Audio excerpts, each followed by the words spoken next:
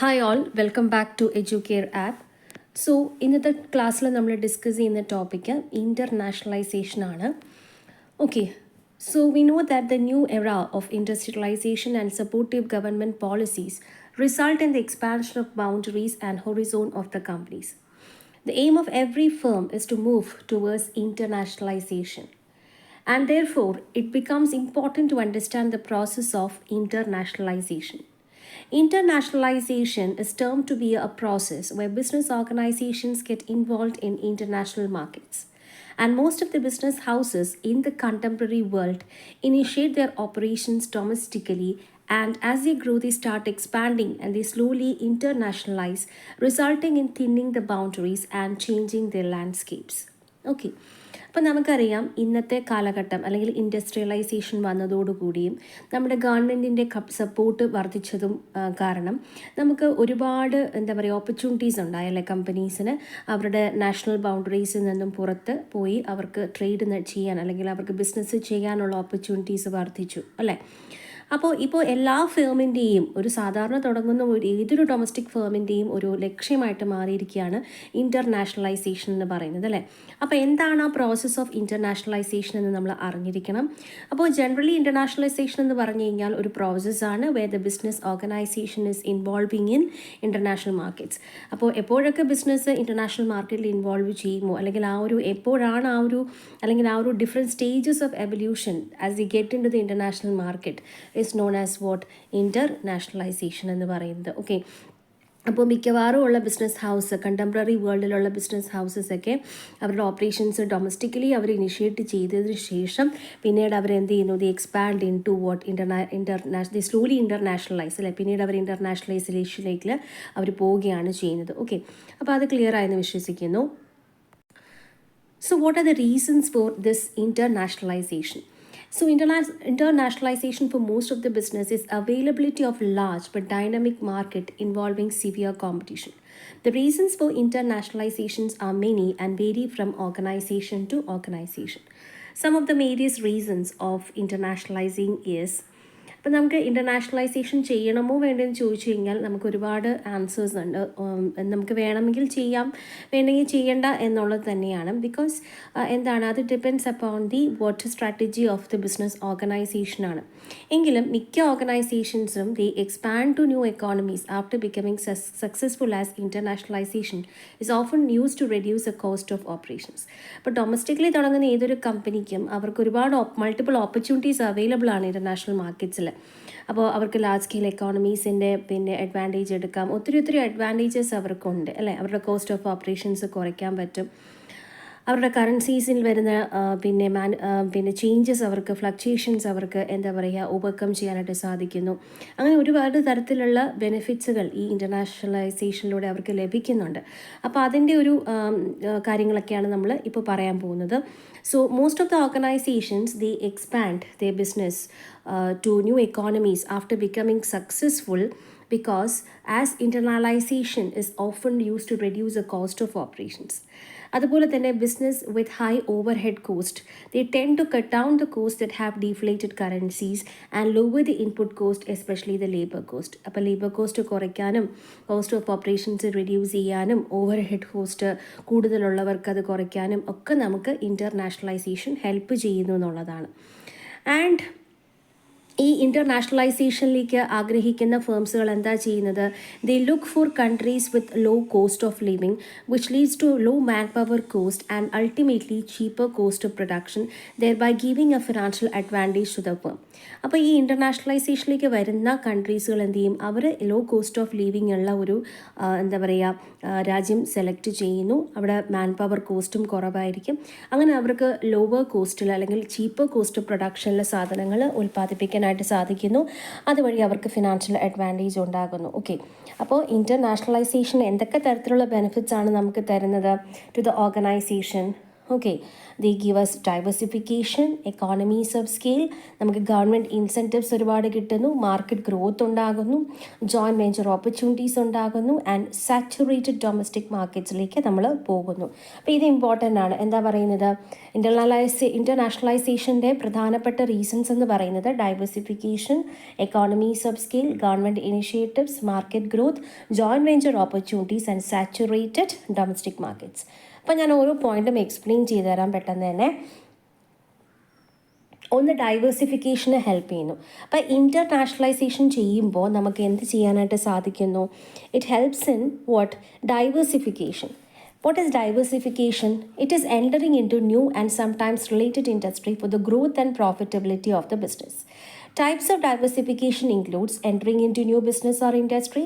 Vertical integration involves a firm moving into a new part of value chain network, mergers and acquisitions, and entering into new industries without the involvement of another firm. Okay, അപ്പം നമുക്ക് ഈ diversification ഒരു എന്താ പറയുക നേട്ടമാണ് നമ്മുടെ ഈ ഇൻ്റർനാഷണലൈസേഷനിൽ. അത് നമ്മൾ എന്തിനൊക്കെ സഹായിക്കുന്നു? നമുക്ക് നമ്മുടെ ബിസിനസ്സിൻ്റെ വളർച്ചയ്ക്കും നമ്മുടെ പ്രോഫിറ്റബിലിറ്റിക്കും വേണ്ടിയിട്ട് നമുക്ക് പുതിയ ബിസിനസ്സിലേക്ക് എൻട്രി ചെയ്യാം, അല്ലേ? ഫോർ എക്സാമ്പിൾ, നമുക്ക് ടാറ്റ കമ്പനി നമ്മൾ എടുക്കുകയാണെന്നുണ്ടെങ്കിൽ ടാറ്റ ആയിക്കോട്ടെ, റിലയൻസ് ആയിക്കോട്ടെ, ഇവരെല്ലാം ഡൊമസ്റ്റിക്കലി സ്റ്റാർട്ട് ചെയ്ത ബിസിനസ്സുകളാണ്, അല്ലേ? നമ്മുടെ ഇന്ത്യയിൽ സക്സസ്ഫുൾ ആയ ബിസിനസ്സുകൾ. എന്നിട്ടാണ് അവർ എങ്ങോട്ടേക്ക് പോയത്? ഗ്ലോബലി അവരുടെ ഓപ്പറേഷൻസ് കൊണ്ടുപോയത്. അപ്പോൾ ടാറ്റയ്ക്ക് ഇന്ന് ഡൈവേഴ്സിഫൈഡ് ആയിട്ടുള്ള ബിസിനസ് ഉണ്ട്, അല്ലേ? അവർക്ക് ടാറ്റയുടെ സോൾട്ട് ഉണ്ട്, ടാറ്റയുടെ ഇൻഷുറൻസ് ഉണ്ട്, ടാറ്റ ഓട്ടോമൊബൈൽസ് ഉണ്ട്. അപ്പം എല്ലാ മേഖലയിലും ഡിഫറെൻറ്റ് പ്രോഡക്ട്സിലേക്ക് അവർ ഡൈവേഴ്സിഫൈഡ് ആയിട്ടുള്ള പ്രോഡക്റ്റ് ലൈൻസിലാണ് അവർ നിലനിന്ന് പോകുന്നില്ല. അവരുടെ പ്രോഫിറ്റബിലിറ്റി അവർ വർദ്ധിപ്പിച്ചെടുത്തത്, അല്ലേ? ഒരു ബിസിനസ്സിൽ മാത്രം അവർ സ്റ്റിക്ക് ഓൺ ചെയ്തില്ല. അപ്പോൾ നമുക്ക് പുതിയ ബിസിനസ്സിൽ അല്ലെങ്കിൽ പുതിയ ഫേംസിലേക്ക് എൻ്റർ ചെയ്യാം, പുതിയ ഇൻഡസ്ട്രിയിലേക്ക് എൻ്റർ ചെയ്യാൻ പറ്റും. പിന്നെ ഇതിനെ സഹായിക്കുന്നു, വെർട്ടിക്കൽ ഇൻ്റഗ്രേഷൻ സഹായിക്കുന്നു, നമ്മുടെ വാല്യൂ അഡീഷൻ കൂട്ടാനായിട്ട് സഹായിക്കുന്നു, അല്ലേ? അതായത് അവരുടെ വാല്യൂ ആഡഡ് ആയിട്ടുള്ള പ്രോഡക്ട്സുകൾ നമുക്ക് ഉൽപ്പാദിപ്പിക്കുവാനായിട്ട് വെർട്ടിക്കൽ ഇൻ്റഗ്രേഷനിലൂടെ ഫേമിനെ അത് ഇൻവോൾവ് ചെയ്യിപ്പിക്കുന്നു. കൂടുതൽ മെർജേഴ്സ് ആൻഡ് അക്വിസിഷൻസ് ഉണ്ടാക്കിയെടുക്കാൻ ഹെൽപ്പ് ചെയ്യുന്നു. ആൻഡ് വേറൊരു ഫേമിൻ്റെ ഇൻവോൾവ്മെൻറ്റ് ഇല്ലാതെ തന്നെ നമുക്ക് എന്ത് ചെയ്യാൻ പറ്റും? നമുക്കത് നടത്താനായിട്ട് സാധിക്കുന്നു. പിന്നെ എക്കോണമീസ് ഓഫ് സ്കിൽ, നമുക്കറിയാം, നമ്മൾ എക്കണോമിക്സിലൊക്കെ പഠിച്ചിട്ടുള്ളതാണ്, നമ്മൾ പ്രിൻസിപ്പിൾസ് ഓഫ് ബിസിനസ് ഡിസിഷൻസിൽ പഠിച്ചിട്ടുണ്ട്. എക്കോണമീസ് ഓഫ് സ്കിൽ നേടാനായിട്ട് സാധിക്കുന്നു. അതായത് ലാർജ് സ്കെയിൽ ഓപ്പറേഷൻസ് നടത്തുമ്പോൾ നമുക്ക് ചിലവ് കുറയ്ക്കാനായിട്ട് പറ്റും, അല്ല? ബൾക്കായിട്ട് നമ്മൾ പ്രൊഡ്യൂസ് ചെയ്യുന്ന സമയത്ത് നമുക്ക് കോസ്റ്റൊക്കെ കുറയ്ക്കാൻ പറ്റുമെന്ന് നമ്മൾ പഠിച്ചിട്ടില്ലേ? അങ്ങനെ large scale economies of scale അനുഭവിക്കാൻ അല്ലെങ്കിൽ അതിൻ്റെ ഒരു അഡ്വാൻറ്റേജ് നമുക്ക് കിട്ടുന്നു. Business organisations tends to expand globally and enter into trading internationally in order to achieve the economies of scale, and when they enter into bigger international market from smaller domestic market, അല്ലേ? സ്മോളറിൽ നിന്നും ബിഗറിലേക്ക് പോകുമ്പോൾ അവർക്ക് കിട്ടുന്ന advantages. Okay, so depending upon the suitability, business may differentiate it's brand, service or patent product and exploit a unique advantage, and focus in such cases usually to enhance the business opportunity of such unique product by customizing it for the foreign country. Okay, അപ്പോൾ international trade എന്തിന് help ചെയ്യുന്നുണ്ട്? അതിൻ്റെ പ്രോഡക്റ്റിനെ differentiate ചെയ്യാൻ സഹായിക്കുന്നു, ഒരു unique advantage നേടിയെടുക്കാനായിട്ട് സഹായിക്കുന്നു, അല്ലേ? അപ്പം ഫോറിൻ കൺട്രിയുടെ ആവശ്യത്തിനനുസരിച്ച് പ്രോഡക്റ്റുകൾ കസ്റ്റമൈസ് ചെയ്ത് ആ ഒരു ബിസിനസ് ഓപ്പർച്യൂണിറ്റി എൻഹാൻസ് ചെയ്ത് അതിൽ ഫോക്കസ് ചെയ്ത് അതിൽ നിന്നും അവർക്ക് പ്രോഫിറ്റ് ഉണ്ടാക്കുവാനായിട്ട് സാധിക്കുന്നു.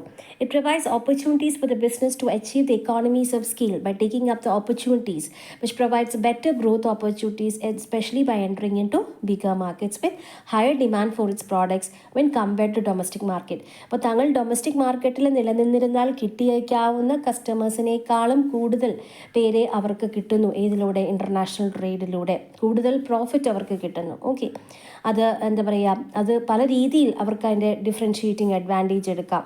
പ്രോഡക്റ്റിനെ, ബ്രാൻഡിനെ, സർവീസിനെ, ഇതൊക്കെ ചേഞ്ചസ് ഉണ്ടാക്കി അതിലൊക്കെ തന്നെ ചേഞ്ചസ് ഉണ്ടാക്കി അവർക്ക് പിന്നെ ഫോറിൻ മാർക്കറ്റിൽ വിറ്റുകൊണ്ട് അവർക്ക് നേട്ടങ്ങൾ കൊയ്തെടുക്കാനായിട്ട് സാധിക്കുന്നുണ്ട്. പിന്നെ ഒരുപാട് ഗവൺമെൻറ് ഇൻസെൻറ്റീവ്സ് നമുക്ക് കിട്ടും. കാരണം നമുക്കറിയാലോ, നമ്മുടെ ഗവൺമെൻറ് എന്ന് പറയുന്നത് ഒരു ഇൻവെസ്റ്റർ ഫ്രണ്ട്ലി ആയിട്ടുള്ള നേഷനാണ്, അല്ലേ? ഫോറിൻ ഇൻവെസ്റ്റ്മെൻറ്റ്സ് ഒക്കെ പ്രൊമോട്ട് ചെയ്യുന്ന ഒരു നേഷനാണ്. Okay, so some governments will encourage foreign investments, this providing incentives to the government who wants to invest directly through building manufacturing capabilities in the host country, and also through institutional investments, and which provides business opportunities and enhance profits അല്ലേ. അപ്പം ഇപ്പം നമുക്ക് അങ്ങനെയുള്ള രാജ്യങ്ങൾ select ചെയ്ത് നമ്മൾ invest ചെയ്ത് കഴിഞ്ഞ് കഴിഞ്ഞാൽ നമുക്ക് അതിൽ നിന്നുള്ള നേട്ടം കിട്ടും. പിന്നെ മാർക്കറ്റ് ഗ്രോത്തിന് ഹെൽപ്പ് ചെയ്യുന്നുണ്ട് അല്ലേ. നമുക്ക് size of the market share കൂട്ടാനായിട്ട് സാധിക്കുന്നു. So marketing expanding globally will increase the profitability and expand the business of the firm. And the firm gets opportunity of increasing the size of the market, thereby increasing the number of customers. Customers-ന്റെ എണ്ണം നമുക്ക് കൂട്ടാനായിട്ട് സാധിക്കുന്നു. പിന്നെ joint venture നമ്മൾ കഴിഞ്ഞ വീഡിയോയിൽ explain ചെയ്തതാണ് എന്താണ് ജോയിൻറ്റ് വെഞ്ചർ എന്ന് പറയുന്നത്. ഇപ്പോൾ രണ്ട് പാർട്ട്നേഴ്സ്, രണ്ട് രാജ്യങ്ങളിലുള്ള ബിസിനസ് പാർട്ട്നേഴ്സിന് ചേർന്നുകൊണ്ട് ഒരു പുതിയ ബിസിനസ് നമുക്ക് തുടങ്ങാനായിട്ട് സാധിക്കുന്നു. അതുവഴി രണ്ട് രാജ്യങ്ങളിലെയും കസ്റ്റമേഴ്സ് ബേസ് നമുക്ക് ഉണ്ടാകുന്നു. So international business provides opportunity to enter into business through joint ventures and the firm get immediate access to a large number of customer base and distribution capabilities to reach them and also gets opportunity to share the knowledge and technology. So ഇത്രയും കാര്യങ്ങളാണ് internationalisation കൊണ്ടുണ്ടാകുന്ന ബെനിഫിറ്റുകൾ. ഇനി ഏതൊക്കെ സ്റ്റേജസിലൂടെയാണ് നമ്മൾ ഇൻ്റർനാഷണലൈസേഷനിലേക്ക് പോകുന്നത് എന്നുള്ളതാണ് അടുത്ത നമ്മുടെ സിലബസിൽ പറഞ്ഞിരിക്കുന്ന ടോപ്പിക്ക്. സോ അതിലേക്ക് പോകാം. Okay, stages of internationalization. Most companies passes through different stages of internationalization. There are of course many firms which have international business since the beginning, including 100% export-oriented firms. Even in the case of many of the 100% export-oriented firms, the development of their international business would pass through different stages of evolution. അപ്പോൾ ഒരിക്കലും ഒരു business ആദ്യമേ അങ്ങ് ഗ്ലോബലായിട്ട് നമുക്ക് start ചെയ്യാൻ വേണം, അങ്ങനെ start ചെയ്ത ചുരുക്കം കമ്പനീസ് ഉണ്ടാവും. പക്ഷേ അവർക്ക് എല്ലാവർക്കും ഒരു സ്റ്റേജ്, ഓരോ ഡിഫറെൻറ്റ് സ്റ്റേജസ് ഉണ്ടാവും. അപ്പോൾ മനുഷ്യന് ഇപ്പോൾ ഇന്ന് കാണുന്ന പൂർണ്ണ രൂപം മനുഷ്യനിലേക്ക് വന്നത് എന്ന് പറയുന്നത് after passing two different stages of evolution ആണല്ലോ. സ്റ്റാർട്ടിങ് ഫ്രം ഈ കുരങ്ങന്മാരിൽ നിന്ന് നമ്മൾ പരിണാമം സംഭവിച്ച് പല വ്യത്യാസങ്ങളും ഉണ്ടായി ഇന്ന് കാണുന്ന രൂപത്തിലേക്ക് നമ്മൾ എത്തിപ്പെട്ടത്. അതുപോലെ തന്നെ ബിസിനസ് ഗ്ലോബൽ ആകുന്നതിന് മുമ്പ് അതിന് പല ഘട്ടങ്ങളിലൂടെ പാസ് ചെയ്യേണ്ടതായിട്ടോ ഡിഫറെൻറ്റ് സ്റ്റേജസ് ഓഫ് എവല്യൂഷൻ ഉണ്ട് അല്ലേ. അപ്പോൾ അതിനെക്കുറിച്ചാണ് നമ്മൾ പഠിക്കുന്നത്. A firm which is entirely domestic in its activities normally passes through different stages of internationalisation before it becomes a truly global one. അപ്പോൾ ട്രൂലി ഒരു ഗ്ലോബലിലേക്ക് പോകുന്നതിന് മുമ്പ് ഡിഫറെൻറ്റ് ഘട്ടത്തിലൂടെ പോകേണ്ടതായിട്ടുണ്ട്. There are many firms which enthusiastically and systematically go international as a part of their corporate plan. അപ്പോൾ ചില firms എന്ന് പറയുന്നത് അത്രയ്ക്കും ഇൻവെസ്റ്റ്മെൻറ്റും ഈ കാര്യങ്ങളൊക്കെ ഉള്ള ഫേംസിന് ഡയറക്റ്റ്ലി തന്നെ അവർക്ക് ഇൻ്റർനാഷണലായിട്ട് പോവാം.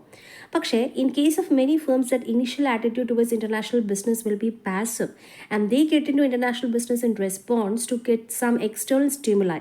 A firm may start exports on an experimental basis and if the results are satisfying in the due course, then they will do ventures or they will establish offices, branches or subsidiaries or joint ventures abroad. അതായത് ഒരിക്കലും ഒരു business ഒരു സാധാരണ ഉള്ള ഒരു firm എന്ന് പറയുന്നത് അവരുടെ ഇനിഷ്യലി അവരുടെ ആറ്റിറ്റ്യൂഡ് ഫോർ ഇൻ്റർനാഷണൽ ബിസിനസ് എന്ന് പറയുന്നത് വളരെ പാസീവ് ആയിരിക്കും അല്ലേ. അവർക്കൊരു പേടി കാണും. അപ്പോൾ അവരെന്ത് ചെയ്യും, എന്തെങ്കിലും ഒരു ഫേവറബിൾ ആയിട്ടുള്ളൊരു കണ്ടീഷൻ അവർക്ക് ഉണ്ടായിട്ടുണ്ടെങ്കിൽ മാത്രമേ അവരത് ഇൻ്റർനാഷണലിലേക്ക് പോകത്തുള്ളൂ. അപ്പോൾ അവർ എക്സ്പെരിമെൻ്റ് ഘട്ടത്തിലെന്നോണം അവരെന്ത് ചെയ്യുന്നു, ഒരു എക്സ്പോർട്ടൊക്കെ അങ്ങ് സ്റ്റാർട്ട് ചെയ്യും. അപ്പോൾ എക്സ്പോർട്ട് സ്റ്റാർട്ട് ചെയ്യുമ്പോൾ അത് സാറ്റിസ്ഫൈങ് ആയിക്കഴിഞ്ഞ് കഴിഞ്ഞാൽ അവരുടെ ഓഫീസും ബ്രാഞ്ചും സബ്സിഡിയറി അല്ലെങ്കിൽ ജോയിൻറ്റ് വെഞ്ചേഴ്സൊക്കെ അവർ എസ്റ്റാബ്ലിഷ് ചെയ്യുന്നതായിരിക്കും. മനസ്സിലായല്ലോ. അപ്പോൾ അതിനുശേഷം അവരുടെ പ്രോഡക്റ്റ് മിക്സും മാർക്കറ്റ് മിക്സും ഒക്കെ അവർ ചേഞ്ച് ചെയ്യുന്നു. അങ്ങനെ അവർക്ക് ഫൈനലി ഗ്ലോബലായിട്ട് മാറാനായിട്ട് സാധിക്കുന്നു. ഓക്കെ, അപ്പോൾ നമുക്ക് ഈ ഇൻ്റർനാഷണലൈസേഷനിലേക്ക് പോകണം എന്നുണ്ടെങ്കിൽ ആദ്യത്തെ ഘട്ടം എന്ന് പറയുന്നത് എപ്പോഴും എന്ത് തന്നെയാണ്, ഡൊമസ്റ്റിക് ഓപ്പറേഷൻസ് തന്നെയാണ്. ഡൊമസ്റ്റിക്കലി ആ ബിസിനസ് നമ്മൾ സ്റ്റാർട്ട് ചെയ്യുക. പിന്നെ നമ്മൾ എക്സ്പോർട്ടിലൂടെ നമ്മൾ ഫോറിൻ ഓപ്പറേഷൻസ് ഒന്ന് തുടങ്ങി വെക്കുക. ജോയിൻറ്റ് വെഞ്ചേഴ്സ് സബ്സിഡിയറീസിലേക്ക് പോവുക. പിന്നെ നമ്മൾ മൾട്ടിനാഷണൽ ആകുക. And last is transnational and finally becoming global. പിന്നീട് നമ്മളൊരു ഗ്ലോബൽ കമ്പനിയായിട്ട് മാറുന്നു. അപ്പം നമ്മൾ ഡൊമസ്റ്റിക് കമ്പനിയായിട്ട് സ്റ്റാർട്ട് ചെയ്യുന്നു. പിന്നെ നമ്മൾ എക്സ്പോർട്ട് ബിസിനസ് തുടങ്ങുന്നു, അല്ലെങ്കിൽ ഫോറിൻ ഓപ്പറേഷൻസ് തുടങ്ങുന്നു, ജോയിൻറ്റ് വെഞ്ചേഴ്സ് തുടങ്ങുന്നു. അതിനുശേഷം ഇപ്പോൾ ഡൊമസ്റ്റിക് ആകുന്നു. പിന്നെ നമ്മൾ ഡൊമസ്റ്റിക്കിൽ നിന്ന് മൾട്ടിനാഷണലിലേക്ക് പോകും, മൾട്ടിനാഷണലിൽ നിന്നും ട്രാൻസ്നാഷണലിലേക്ക് പോകും. ആൻഡ് ഫൈനലി ആണ് നമ്മൾ എന്താകുന്നത്, ഒരു ഗ്ലോബൽ കമ്പനിയായിട്ട് നമ്മൾ മാറുന്നത്. ഓക്കെ, അപ്പോൾ ഇൻ ഷോർട്ട് നമുക്ക് പറയാം, ഫസ്റ്റ് നമ്മൾ സ്റ്റാർട്ട് ചെയ്യുന്നത് ഡൊമസ്റ്റിക് ഓപ്പറേഷൻസിലൂടെ തന്നെയായിരിക്കും. So the firm is said to have a domestic market if it purely confines its operations in the home country. And most of their international firms initiate their operations as domestic firms. മിക്കവാറുമുള്ള എല്ലാ international ഫേംസും അവരുടെ domestic ഓപ്പറേഷൻസിലൂടെ ആയിരിക്കും തുടങ്ങുന്നത്. And domestic firms usually have ethnocentric orientations because at the very initial stage they do not consider going international as an option for its growth. അപ്പോൾ കൂടുതലും സ്വന്തം രാജ്യത്തുള്ള operations തന്നെയായിരിക്കും. അതുകൊണ്ടാണ് അതിന് എത്നോസെൻട്രിക് ഓറിയൻറ്റേഷൻ എന്ന് പറയുന്നത്. അപ്പം ഡൊമസ്റ്റിക് ഓപ്പറേഷൻസിലുള്ള ബിസിനസ്സുകൾ കൂടുതലും എന്ത് സെൻട്രിക് ആയിരിക്കും നമുക്ക് പറയാം, എത്നോസെൻട്രിക് ആണെന്ന് പറയാം. And the firm continues with its national model of operation for some time and when the growth get stagnated. അപ്പം കുറേ നാൾ അവരെന്ത് ചെയ്യും, അവരുടെ രാജ്യത്തിൻ്റെ മോഡൽ തന്നെയാണ് ഉപയോഗിക്കുക. അതിനുശേഷം എപ്പോഴാണോ അവരുടെ ബിസിനസ്സിന് ഒരു സ്റ്റാഗ്നേഷൻ സംഭവിക്കുന്നത്, അപ്പോൾ അവരെന്ത് ചെയ്യും, it expands and diversify into new markets within the home country instead of focusing on the international markets. അപ്പോൾ അവരെന്ത് ചെയ്യും, അപ്പോഴും അവർ ഇൻ്റർനാഷണൽ മാർക്കറ്റിലേക്ക് പോകത്തില്ല, അവർ അവരുടെ ഹോം കൺട്രി തന്നെ കോൺസെൻട്രേറ്റ് ചെയ്യും by expanding and diversifying into new markets. എന്നാൽ എപ്പോഴാണോ അവരുടെ പ്രോസ്പെക്ട്സ് ഡിമിനിഷ് ചെയ്യുന്നത്, അതിന് മങ്ങലേൽക്കുന്നത്, അപ്പോഴെന്ത് ചെയ്യും, അവർക്കൊരു എൻകറേജ്മെൻറ്റ് കിട്ടും to go to international market provided അവർക്കൊരു ഓപ്പർച്യൂണിറ്റി ഉണ്ടെന്നുണ്ടെങ്കിൽ. So however, the diminishing prospects in the domestic market and increased opportunities in the international market encourage them to redevelop and fine-tune its strategies to explore international market opportunities. അങ്ങനെ അവർ അടുത്ത ലെവല്യൂഷനിലേക്ക് പോകുന്നു. അതാണ് export. ഒന്നെങ്കിൽ അത് എക്സ്പോർട്ടിലൂടെയോ ഫ്രാഞ്ചൈസിങ്ങിലൂടെയോ ലൈസൻസിങ്ങിലൂടെയോ ഒക്കെ ഒരു suitable technique അവർ കണ്ടുപിടിക്കുന്നു. അപ്പോൾ അതിന് നമുക്ക് എക്സ്പോർട്ട് യൂസ് ചെയ്യാം, ജോയിൻറ്റ് വെഞ്ചേഴ്സ് അല്ലെങ്കിൽ സബ്സിഡിയറീസ് യൂസ് ചെയ്യാം. അതൊക്കെ ഞാൻ അടുത്ത വീഡിയോയിൽ പറഞ്ഞിട്ടുണ്ട്. Okay, in this stage the firm expands it's market through sales efforts and production done in the domestic market. The firm expands it's market on other countries through sales effort and retails the production facilities in the domestic market. For example, Indian firms export nuts, spices, textiles, jute and rice all over the world. Domestic firms, being ethnocentric, start its internationalization by initially involving in just exporting goods to foreign countries which has high demand. അല്ലേ? അപ്പോൾ ഈ ഇൻ്റർനാഷണലൈസേഷനിലേക്കുള്ള ആദ്യത്തെ ചുവടുവെപ്പ് എന്ന് പറയുന്ന domestic firms എന്ത് ചെയ്യുന്നു, അവർ എന്ത് ചെയ്യുന്നു, എക്സ്പോർട്ട് ചെയ്യാനായിട്ട് തുടങ്ങുന്നു. അല്ലേ? എക്സ്പോർട്ട് ചെയ്യുന്നത് ഫോർ എക്സാമ്പിൾ നമ്മുടെ ഒരു പറഞ്ഞിട്ടുണ്ട്, ഇന്ത്യൻ ഫേംസ് കൂടുതലും നട്ട്സും സ്പൈസസും ഒക്കെ എക്സ്പോർട്ട് ചെയ്യുന്ന ആൾക്കാരാണ്. അല്ലേ? അതൊക്കെ ഫോറിൻ കൺട്രീസിന് നല്ല ഡിമാൻഡ് ഉള്ള സാധനങ്ങളാണ്. അപ്പോൾ അതൊരു സ്ട്രാറ്റജിയാണ്. പിന്നെ ജോയിൻറ്റ് വെഞ്ചേഴ്സ് അല്ലെങ്കിൽ സബ്സിഡിയറീസ് ഫോം ചെയ്യാം. Subsidiaries or joint ventures are business agreements in which firm physically transfers some of its operations out of its home country and establishes in a foreign country. The firm in this agreement goes for a mutual cost and profit sharing and management involved within a firm which is existing in the host country. Firm then moves from international operations being in the home country to investment expansions in the foreign country, moves to a stage from international to multinational and transnational firms. അപ്പോൾ ഇത് കണ്ടോ, അതായത് നമ്മൾ exporting ചെയ്തു, അത് കഴിഞ്ഞിട്ടുണ്ടെങ്കിൽ നിങ്ങളൊരു ചെറിയൊരു മാറ്റത്തിലേക്ക് പോവുകയാണ്. ഒന്നെങ്കിൽ നിങ്ങളൊരു ജോയിൻറ്റ് വെഞ്ചറിലേക്കോ സബ്സിഡിയറിയിലേക്ക് പോകും. അതായത് ഒന്നെങ്കിൽ നിങ്ങളൊരു ഫിസിക്കൽ ട്രാൻസ്ഫർ അവിടെ ഉണ്ടാകും. ഒരു ഫിസിക്കൽ ട്രാൻസ്ഫർ, നിങ്ങൾ കുറച്ച് ഓപ്പറേഷൻസൊക്കെ വേറൊരു രാജ്യത്ത് നടക്കും, ഒരു ഫോറിൻ കൺട്രിയിൽ നിങ്ങളത് എസ്റ്റാബ്ലിഷ് ചെയ്യുന്നു. അവിടെ ഒരു മ്യൂച്വൽ പ്രോഫിറ്റ് ഷെയറിംഗ് ഒക്കെ ഉണ്ടാകുന്നു മാനേജ്മെൻറ്റ് തമ്മിൽ. പിന്നെ അതിനുശേഷം ഈ ഒരു ഇൻ്റർനാഷണൽ ഓപ്പറേഷൻസ് അവരെന്ത് ചെയ്യുന്നു, പതുക്കെ അവർ ഫോറിൻ കൺട്രിയിലേക്ക് കൊണ്ടുപോകാൻ നോക്കുന്നു. അങ്ങനെ അവർ അടുത്ത ഘട്ടത്തിലേക്ക് പോകുന്നു. അതൊരു മൾട്ടിനാഷണൽ ട്രാൻസ്നാഷണൽ തലത്തിലേക്ക് അവർ പോകുന്നു. അങ്ങനെ മൾട്ടിനാഷണൽ ഓപ്പറേഷൻസ് തുടങ്ങുന്നു. മൾട്ടിനാഷണൽ ഓപ്പറേഷൻസിനകത്ത് ഒരു ഫുൾ ഫ്ലെജ്ഡ് മൾട്ടിനാഷണൽ ഓപ്പറേഷൻ എന്ന് പറഞ്ഞു കഴിഞ്ഞാൽ with multiple production facilities across several locations of the world. രാജ്യത്തിൻ്റെ പല ഭാഗത്തായിട്ട് അവർക്ക് പ്രൊഡക്ഷൻ ഫെസിലിറ്റീസ് കാണും. And an international firm demands A greater degree of decentralization in decision making, though through important decision in the system is always taken at the corporate headquarters. അപ്പോൾ ഒരുപാട് degree of decentralisation ഈ ഒരു multinational കമ്പനീസിൽ കാണും. കാരണം ഒരു top authority ഉണ്ടായിരിക്കും, പക്ഷേ അവർ പൂർണ്ണമായിട്ടും അവർ ഡീസെൻട്രലൈസേഷൻ പ്രോസസ്സിലൂടെയാണ് പോകുന്നത്. കാരണം പിന്നെ ഇമ്പോർട്ടൻറ്റ് ഡിസിഷൻസൊക്കെ ഹെഡ് ക്വാർട്ടേഴ്സിൽ നിന്ന് എടുക്കും, പക്ഷേ ബാക്കിയുള്ള കാര്യങ്ങളും റെസ്പോൺസിബിലിറ്റീസും കാര്യങ്ങളും ഒക്കെ ഡീസെൻട്രലൈസ് ചെയ്ത് പോകും. And these firms operate world wide and orientation of the firms shift from ethnocentric to polycentric. അപ്പോൾ ഇവരുടെ ഒരു എന്താന്ന് പറയുന്നത് സ്ട്രാറ്റജി എന്ന് പറയുന്നത് എത്നോസെൻട്രിക്കിൽ നിന്നും അവർ പോളിസെൻട്രിക് മൾട്ടിപ്പിൾ ഇതായിട്ട് മാറും. എത്നോസെൻട്രിക്കിൽ നിന്നും പോളിസെൻട്രിക്കിലേക്ക് പോകുന്നു. A multinational firm decides to respond to different market differences like social, cultural, and legal requirements and evolve as a stage 3 MNC which pursues as a multi-domestic strategy. അപ്പോൾ പല തരത്തിലുള്ള മാർക്കറ്റുകൾ, അതായത് സോഷ്യലി ഡിഫറെൻ്റ് ആയിട്ടുള്ള, കൾച്ചറലി ഡിഫറെൻ്റ് ആയിട്ടുള്ള, legal റിക്വയർമെൻറ്റ്സിലും difference ഉള്ള ഒരുപാട് market ഡിഫറൻസസിനെ അതിൽ റെസ്പോണ്ട് ചെയ്യാനായിട്ട് ഈ മൾട്ടിനാഷണൽ ഫേംസിന് സാധിക്കുന്നു എന്നുള്ളതാണ്. Okay, and MNCs each foreign subsidiaries managed as an independent entity. ഓരോ ഫോറിൻ സബ്സിഡറിയും ഓരോ രാജ്യത്തുള്ള അവരുടെ സബ്സിഡിയറീസിനെയും അവരൊരു ഇൻഡിപെൻഡൻറ്റ് എൻറ്റിറ്റി ആയിട്ടാണ് മാനേജ് ചെയ്യുന്നത്.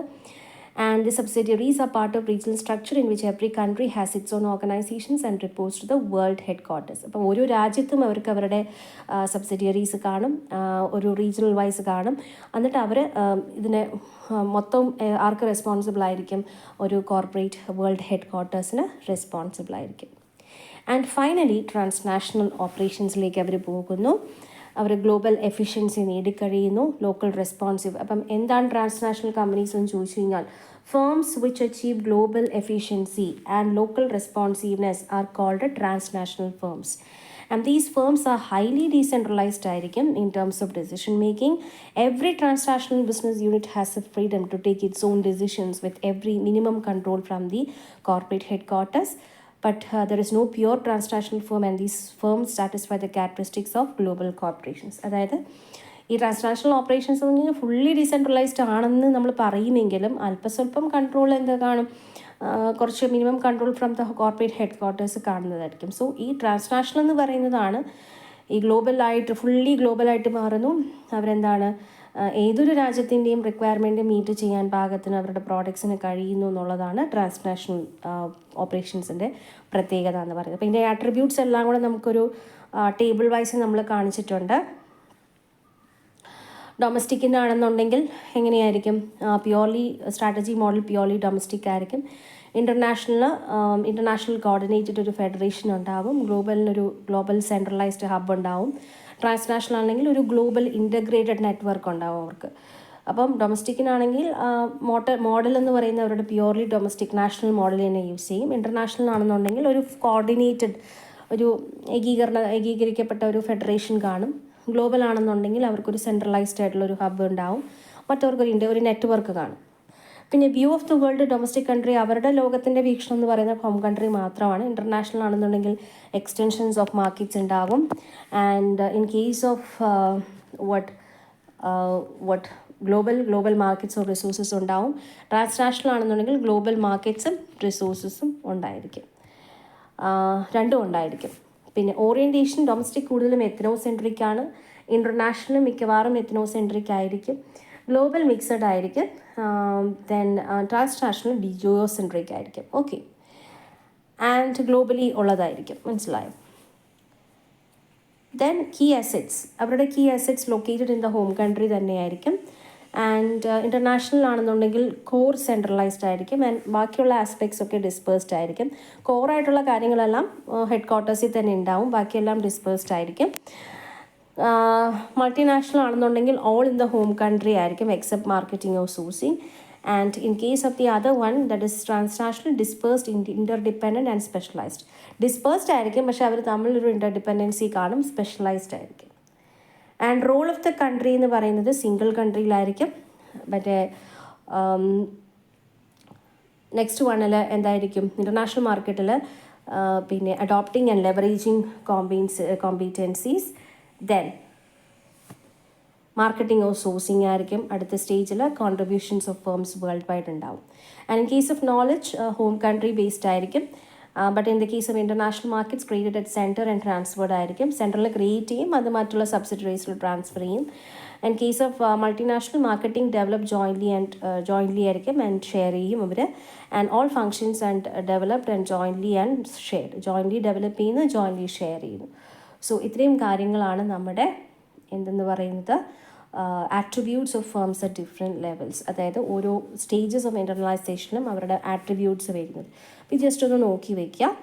I hope you are clear with all the points. Thank you very much.